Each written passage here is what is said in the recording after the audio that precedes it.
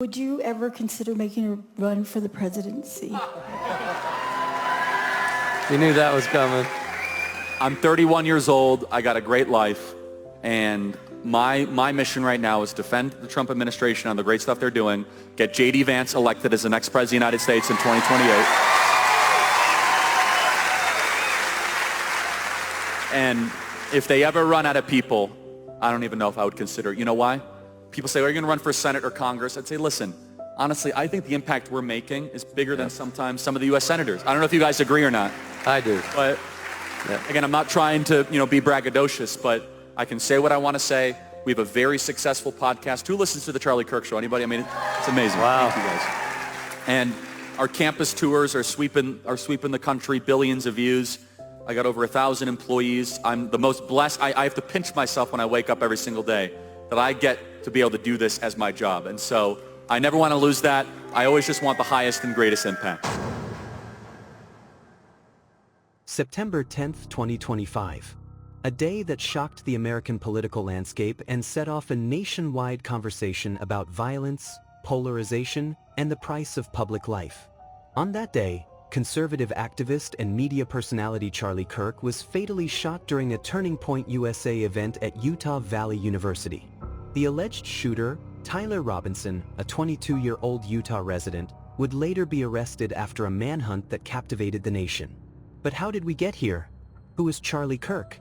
What led Tyler Robinson to carry out what authorities are calling a premeditated political assassination? And what does this tragedy mean for the future of American political discourse?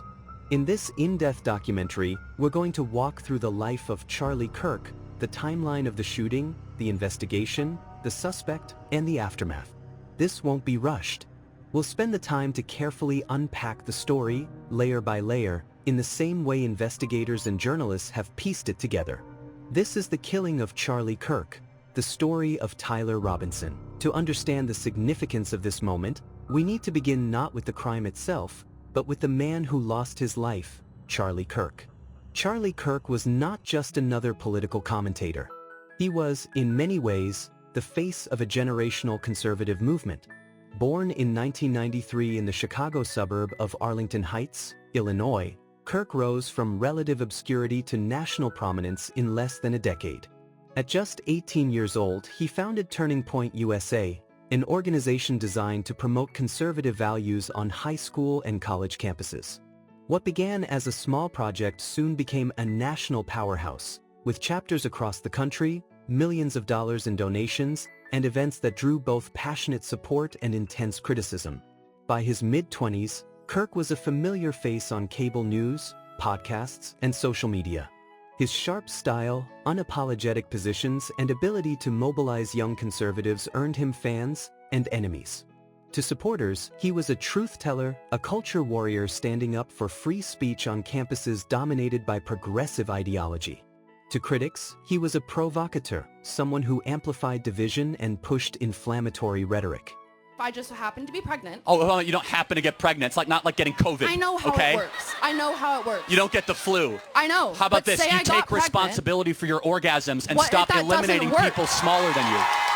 So you're saying I should carry a baby and ruin my collegiate life? How about this? Instead of saying ruin, first of all, babies are a blessing. Stop talking at them as if they're some sort of annoyance. I will have to drop out of college.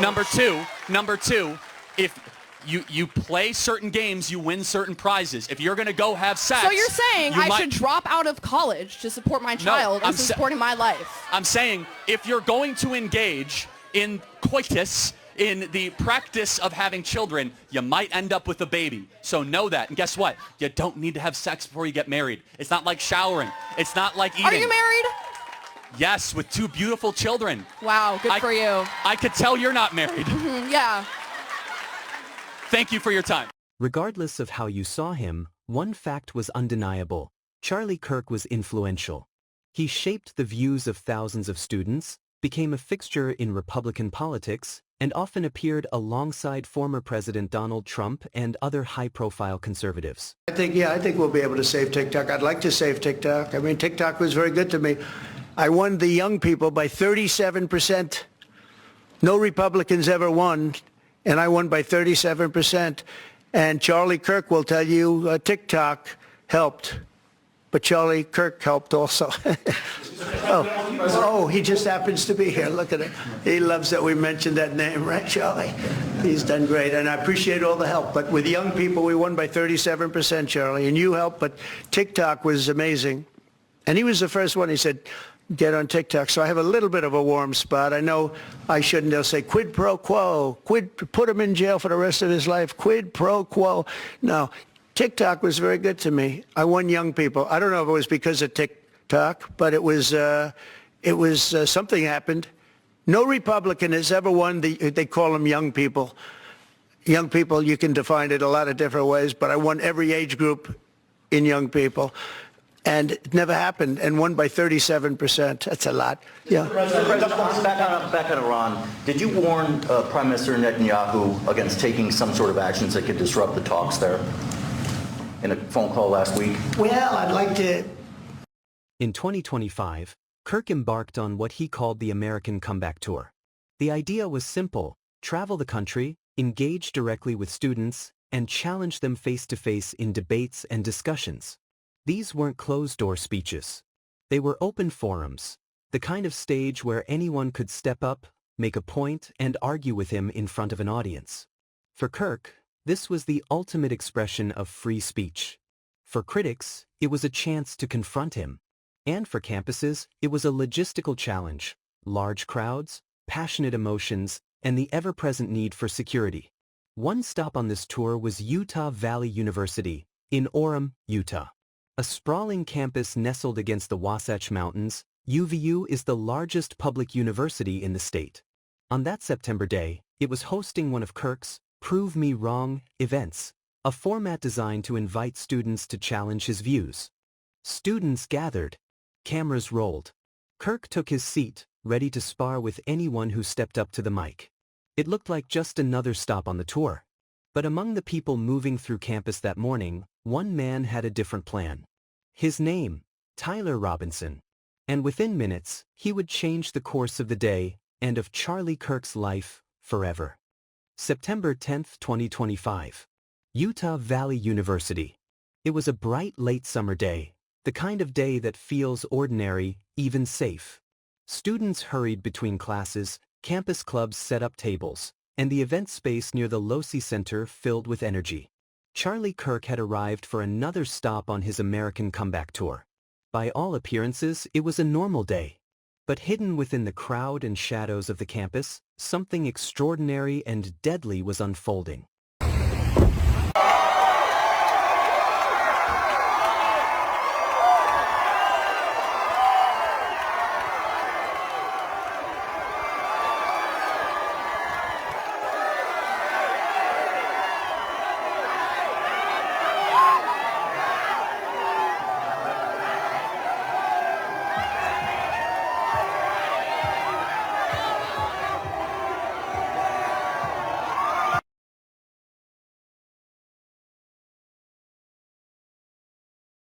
According to investigators, just before noon, a figure in dark clothing slipped into the Losi Center. He wasn't there to debate or to listen. He was there to hunt. Surveillance footage later showed this man, later identified as Tyler Robinson, climbing the stairs, moving toward the roof. He carried a rifle case, concealed enough not to draw immediate suspicion. By 11:52 a.m., he had reached his perch. From that rooftop, he had a clear view of the event below. At 12 p.m., the program officially began. Charlie Kirk took his place, surrounded by students, cameras, and microphones. The atmosphere was lively. Supporters cheered. Critics lined up at the mic to challenge him. Kirk thrived in this environment. He leaned into the debates, tossing questions back, using humor and sarcasm, sometimes raising his voice, sometimes quieting it to make a point. It was the format he was known for, a verbal sparring match in the heart of a university campus. No one in the crowd knew that above them, a rifle had been loaded, the safety switched off, and a young man's finger rested on the trigger. At 12:23 p.m., a single shot rang out. Witnesses later said they heard what sounded like a firecracker or a car backfiring. But within seconds, screams erupted. Charlie Kirk clutched his neck. Blood poured from the wound. He collapsed. Chaos followed. Students dove for cover. Chairs toppled. Security personnel rushed to Kirk's side. Panic spread like wildfire. From his rooftop perch, Tyler Robinson fled. Security cameras captured him running across the building's edge, then leaping down and disappearing toward a wooded area.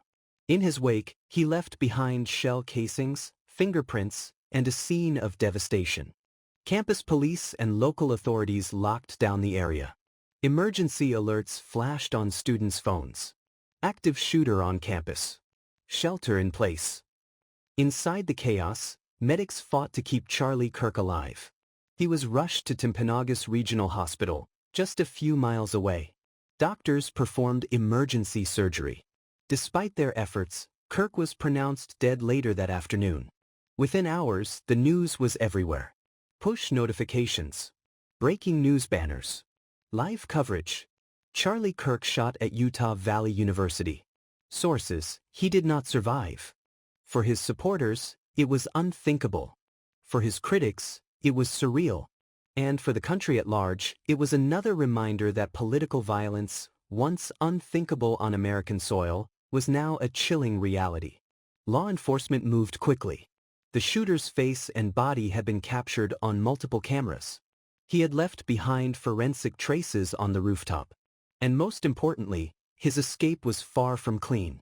By the end of the day, authorities released surveillance footage of a man in dark clothing sprinting across the roof and vanishing into the trees. The FBI joined the investigation, calling it a federal case of political assassination. A manhunt was launched. Roads were checked. Helicopters scanned the wooded areas.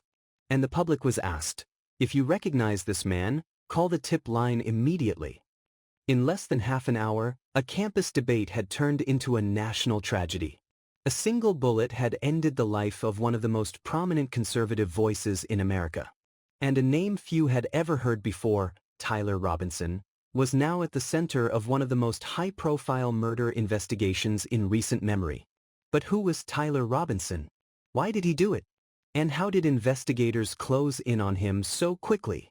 To answer that, we have to follow the investigation step by step. An intense manhunt continues tonight for this person. You see him climbing down the roof and then down the wall of this building on campus where Charlie Kirk was murdered. The Utah Division of the FBI released this video this evening of the suspect. They say Kirk was shot from the rooftop of that building, and then the suspect can be seen walking off campus and across the street. Now, along with that surveillance video, newer images of the suspect were also released. Here is a look at that. The suspect wearing a long-sleeve black shirt with what looks like an American flag and eagle on the chest, jeans, a baseball hat where authorities noted a triangle is on the baseball hat, and a black backpack. They also took note that he is wearing regular Converse as well. In a news conference today, the FBI said they have been getting a record amount of digital tips. And information on the suspect can be sent to FBI.gov, Utah Valley shooting, or you simply call 1-800-CALL-FBI. There is a reward of up to $100,000 for information leading to the identification and arrest in the murder of Charlie Kirk. Well, tonight we head to Fox's Kaylee Schuyler. She was in Orem, Utah, as the FBI and other officials gave the latest information out on their investigation. Charlie Kirk's casket returning home to Arizona on Air Force Two as authorities release new photos of a person of interest in his fatal shooting. It's the conservative activist's final journey. Also escorting the body on Air Force Two, Kirk's friends and family. President Trump said he spoke with Kirk's widow, Erica, earlier Thursday. We had a long talk, and she's devastated. She's absolutely devastated, as you can imagine. This happening as police release new images of the potential shooter to the public. He's wearing a hat, sunglasses, and carrying a backpack. Behind that upper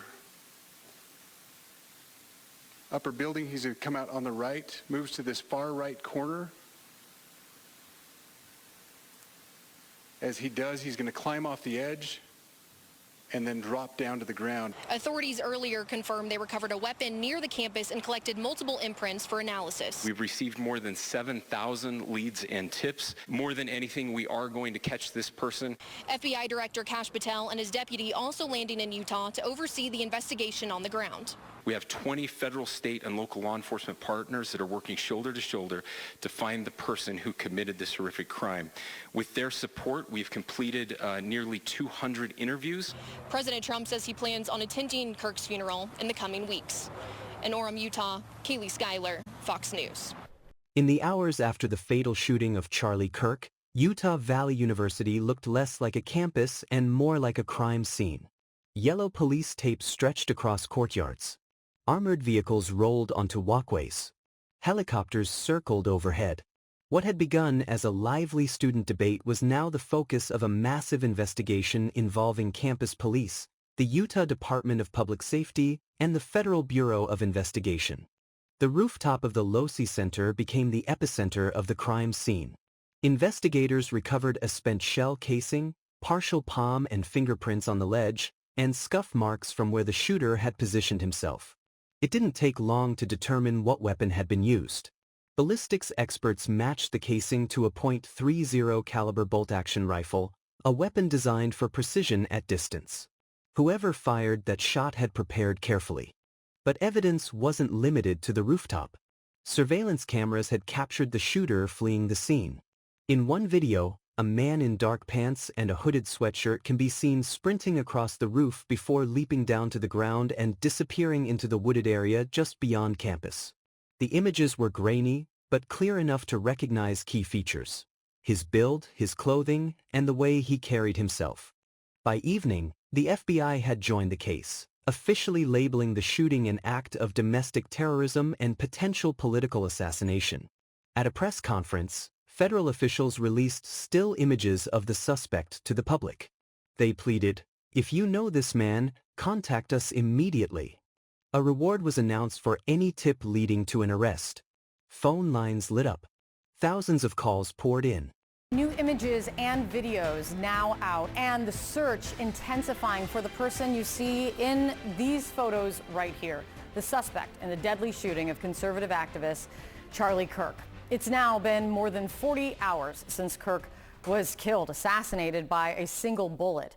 And still there is no one in custody, and authorities have not publicly identified this man. But we do now have this surveillance video from right after the shooting. Investigators say it shows the suspect running across a roof of a building at Utah Valley University campus, then jumping off, as you see right there, escaping then into a wooded area.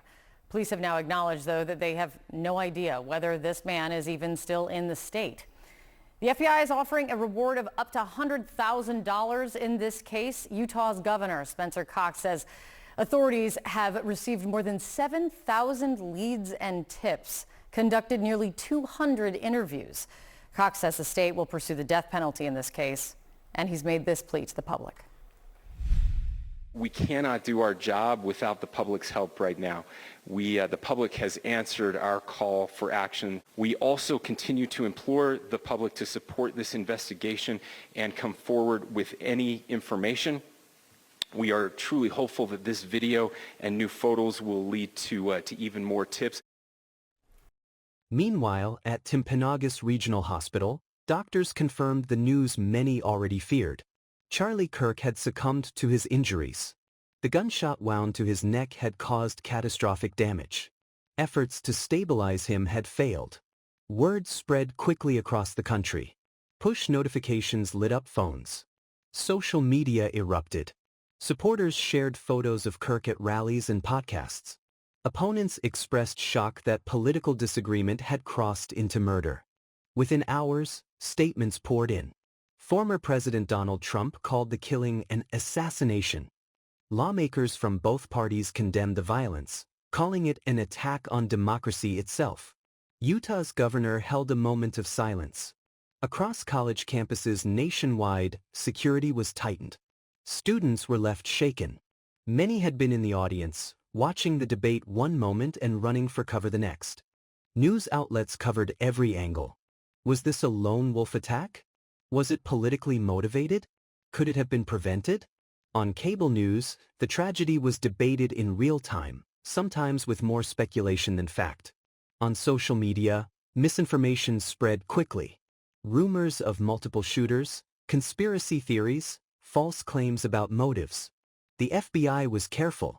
Their public statements were measured. "We are following every lead. The suspect is armed and dangerous.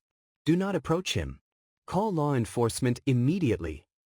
Back at the scene, search teams combed the wooded hills near the campus. K-9 units trace scents. Drones scanned the tree canopy. Late that night, officers made a discovery: the abandoned rifle. Hidden under brush, not far from the shooter's escape route. Alongside it, investigators found extra rounds of ammunition, some with bizarre engravings etched into the casings. These details would later suggest not only premeditation, but a twisted sense of symbolism. The shooter hadn't just fired a weapon, he had made a statement. But who was he? Tips began to narrow the search. Roommates came forward, telling investigators that their friend had talked about Charlie Kirk in alarming ways. They handed over encrypted app messages where he discussed his frustrations and dark intentions. Soon, a name surfaced: Tyler Robinson, a 22-year-old Utah resident, with no major criminal record, but clear signs of obsession. Investigators pieced together the evidence. Fingerprints from the rooftop, the abandoned rifle and casings, surveillance images matching his build, digital messages expressing intent. By the next morning, the FBI had a prime suspect. The manhunt intensified. Roadblocks were set up. Federal agents canvassed neighborhoods. Tyler Robinson's name was placed on watch lists and wanted bulletins. The killing of Charlie Kirk was no longer just a Utah tragedy. It had become a national story, dominating headlines, fueling debates, and raising urgent questions about safety, free speech, and the rising tide of political extremism.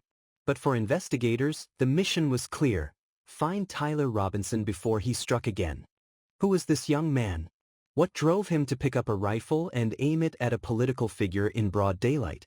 And how would authorities finally bring him into custody? To answer that, we turn next to Chapter 4, The Suspect, Tyler Robinson. I understand that we have the neighbor of Tyler Robinson ready to speak with us. Miss Christian Schwerman, can you hear me okay this morning? Yes. Tell me a little bit about your relationship with Tyler. How well did you know him? Tyler went to the school I was a head custodian at. I was at that school for 18 years. I know all three of his brothers also. And one thing I want to ask you, is this something, I'm so sorry to cut you off, is this something consistent with who you know him to be? No, no, the kid was smart, quiet. He never caused any problems. Are you shocked by this? It was a shock. Oh yes, I am shocked. Very shocked. What can you tell him about us? What can you tell us about Tyler Robinson? You said you've known him for quite some time, as well as his siblings.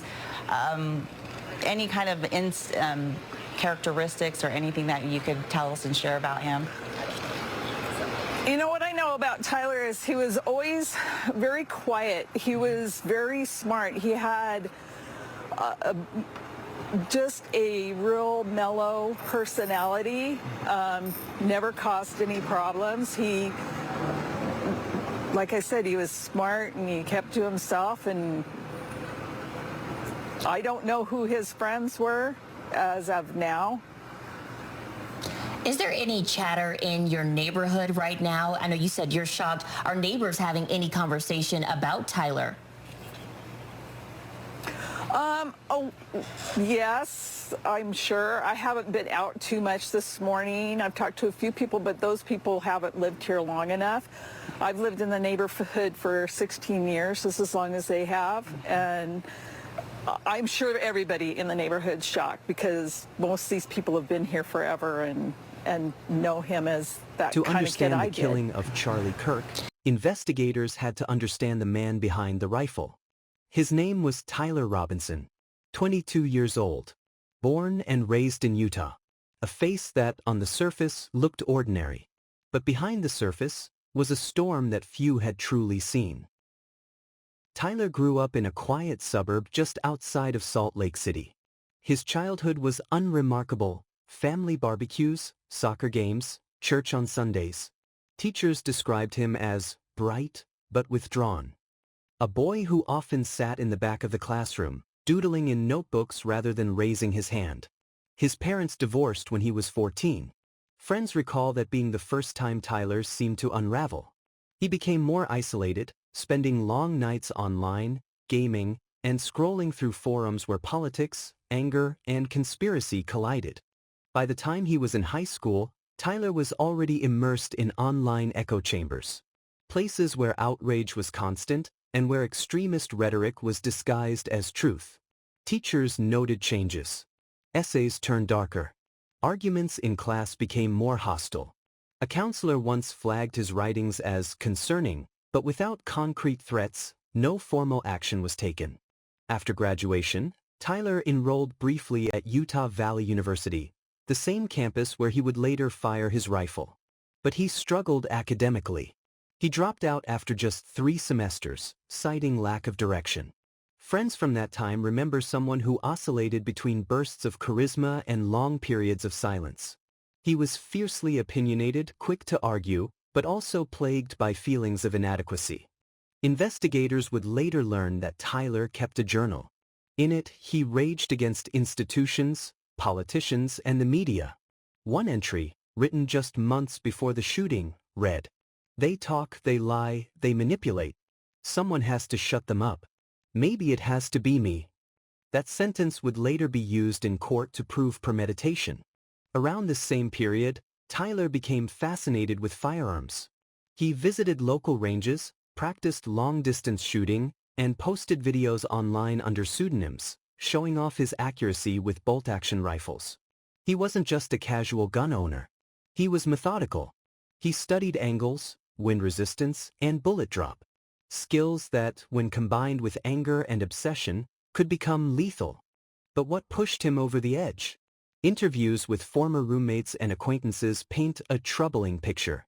Tyler became fixated on Charlie Kirk, watching his speeches, dissecting his debates, and ranting late at night about how Kirk represented everything he hated. One roommate recalled, he'd sit there, staring at the screen, muttering under his breath. Sometimes he'd slam his fist on the desk. He said Charlie Kirk was poisoning young minds. In group chats later retrieved by the FBI, Tyler's tone was chilling. He needs to be stopped. One shot is all it takes. Nobody will see it coming. These weren't idle words. They were foreshadowing. When agents searched his room after the attack, they uncovered more than just journals. Maps of the Utah Valley campus. Timetables of Charlie Kirk's scheduled debate.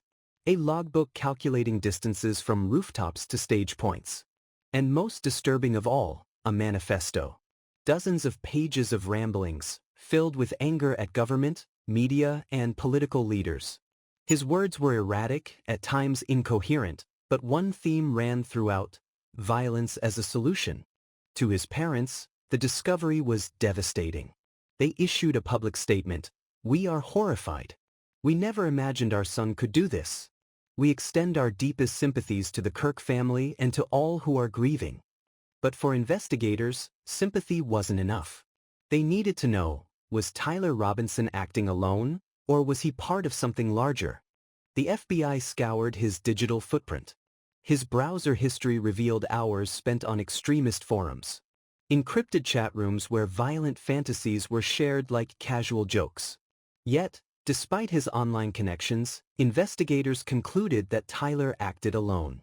He had no organizational backing, no funding, just one man consumed by rage, carrying out an act that shook the nation. And that is the haunting truth. Tyler Robinson was not a soldier in an army. He was not a trained assassin sent by shadowy groups. He was an angry young man, radicalized by endless nights online, emboldened by easy access to weapons, and convinced that his personal crusade would make him a martyr. Instead, he became something else, a cautionary tale. With Tyler Robinson identified, the race to capture him began. A nationwide manhunt was launched. His face was plastered across news stations and billboards. And law enforcement braced for the possibility that he wasn't done. Next, we follow the tense, dramatic pursuit, the manhunt for Tyler Robinson. The roommate. Police interviewed Robinson's roommate, a biological male who was involved in a romantic relationship with Robinson. The roommate told police that the roommate received messages from Robinson about the shooting, and he did provide those messages to police. On September 10th, 2025, the roommate received a text message from Robinson which said, "Drop what you're doing. Look under my keyboard." The roommate looked under the keyboard and found a note that stated, quote, "I had the opportunity to take out Charlie Kirk, and I'm going to take it." Police found a photograph of this note. The following text exchange, then took place. After reading the note, the roommate responded, "What? You're joking, right?" Robinson, "I am still okay, my love, but am stuck in Orem for a little while longer yet. Shouldn't be long until I can come home, but I gotta grab my rifle still. To be honest, I had hoped to keep this secret till I died of old age. I am sorry to involve you." Roommate, "You weren't the one who did it, right?" Robinson, I am. I'm sorry." Roommate, "I thought they caught the person." Robinson, "No, they grabbed some crazy old dude, then interrogated someone in similar clothing. I had planned to grab my rifle from my drop point shortly after, but most of that side of town got locked down. It's quiet, almost enough to get out, but there's one vehicle lingering." Roommate, "Why?" Robinson, "Why did I do it?" Roommate, "Yeah." Robinson, "I had enough of his hatred. Some hate can't be negotiated out. If I am able to grab my rifle unseen, I will have left no evidence. Going to attempt to retrieve it again. Hopefully they have moved on. I haven't seen anything about them finding it." Roommate, "How long have you been planning this?" Robinson, "A bit over a week, I believe. I can get close to it, but there is a squad car parked right by it. I think they already swept that spot, but I don't want to chance it." Robinson again, "I'm wishing I had circled back and grabbed it as soon as I got to my vehicle. I'm worried what my old man would do if I didn't bring back Grandpa's rifle. IDEK if it's had a serial number, but it wouldn't trace to me. I worry about prints. I had to leave it in a bush where I changed outfits. Didn't have the ability or time to bring it with. I might have to abandon it and hope they don't find prints. How the F will I explain losing it to my old man? Only thing I left was the rifle wrapped in a towel. Remember how I was engraving bullets? The F in messages are mostly a big meme.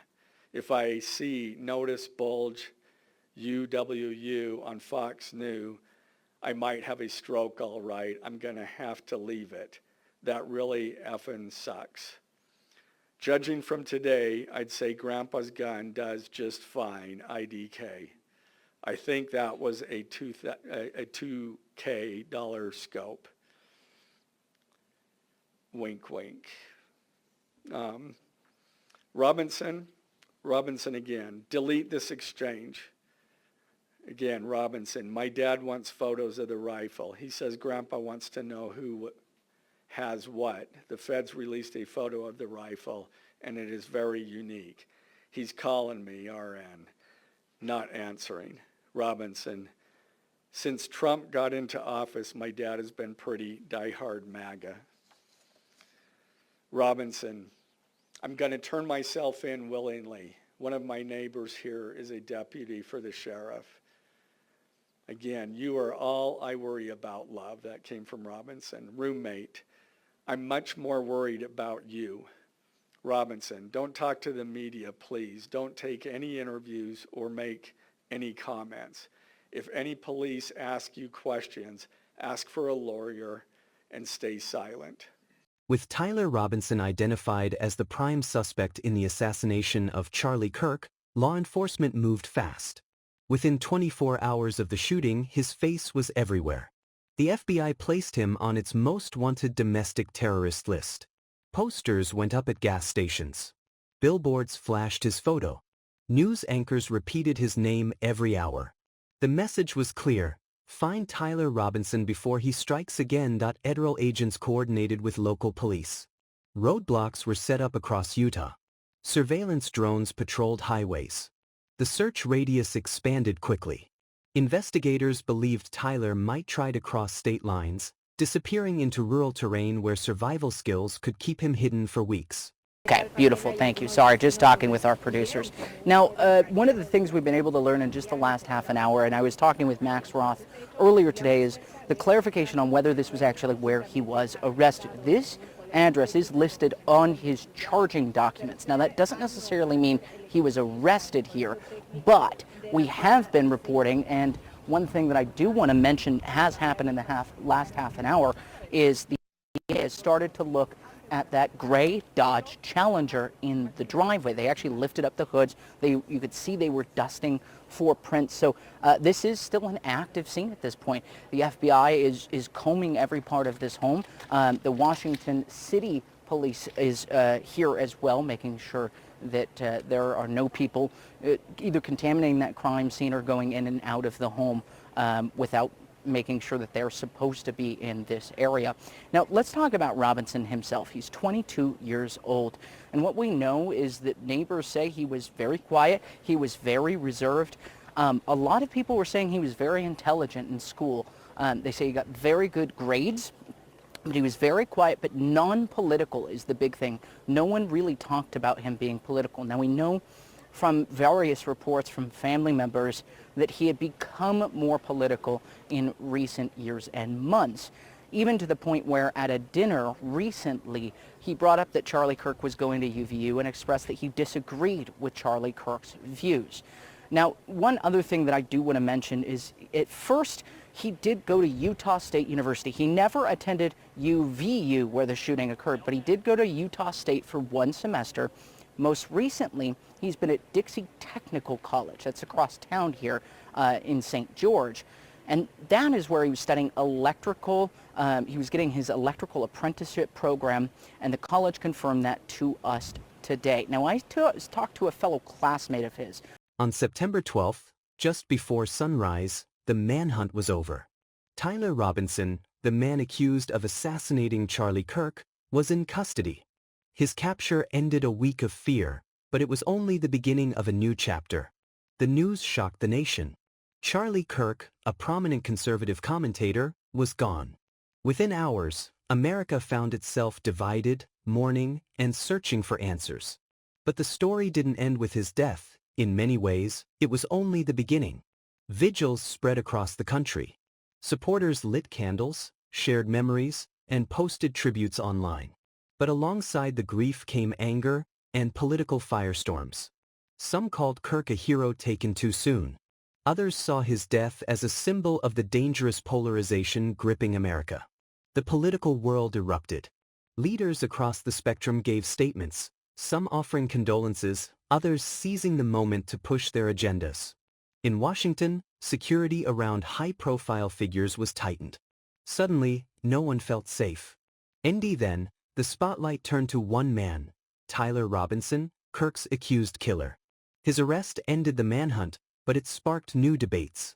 Was this the act of a lone extremist, or the result of radicalization fueled by a fractured society? Or Kirk's family? The aftermath was deeply personal. They remembered not just the political figure, but the husband, son, and friend behind the headlines. At memorials, voices trembled as they spoke of his impact. Whether you agreed with him or not, Charlie Kirk had left a mark. But across media, the debate raged on. Some framed his assassination as an attack on free speech. Others warned it was the inevitable outcome of years of toxic rhetoric and division. What united both sides was one sobering truth: political violence had claimed another life. The aftermath of Charlie Kirk's death is more than grief. It's a warning, a reminder of the cost of hate, division, and silence. And a question for all of us: where does America go from here?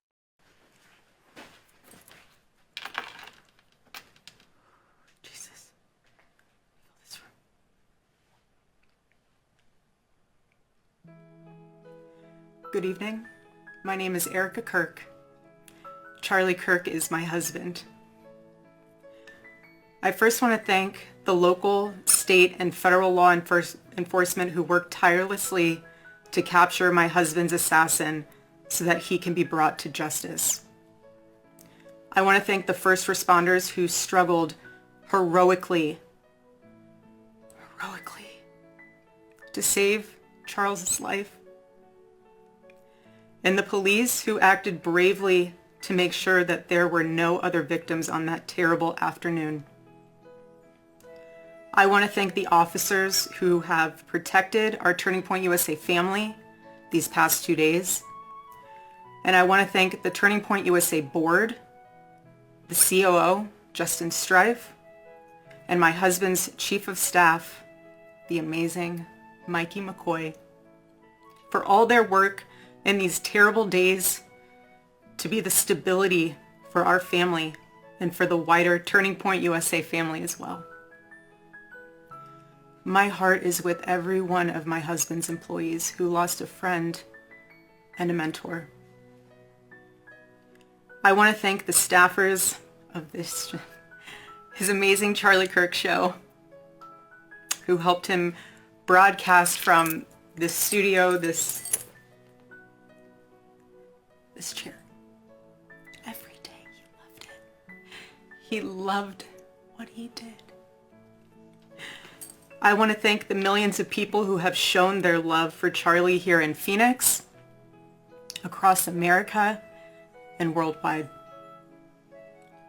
I want to thank my husband's dear friend, Vice President Vance, and his phenomenal wife, Usha, for their love and support. You guys honored my husband so well, bringing him home. You both are tremendous. I want to thank President Trump and his incredible family for the same. Mr. President, my husband loved you. And he knew that you loved him too. He did. Your friendship was amazing. You supported him so well, as did he for you. 2 days ago, my husband, Charlie, went to see the face of his Savior and his God. Charlie always said that when he was gone, he wanted to be remembered for his courage and for his faith. And one of the final conversations that he had on this earth, my husband witnessed for his Lord and Savior, Jesus Christ. Now and for all eternity, he will stand at his Savior's side, wearing the glorious crown of a martyr. Charlie loved life. He loved his life.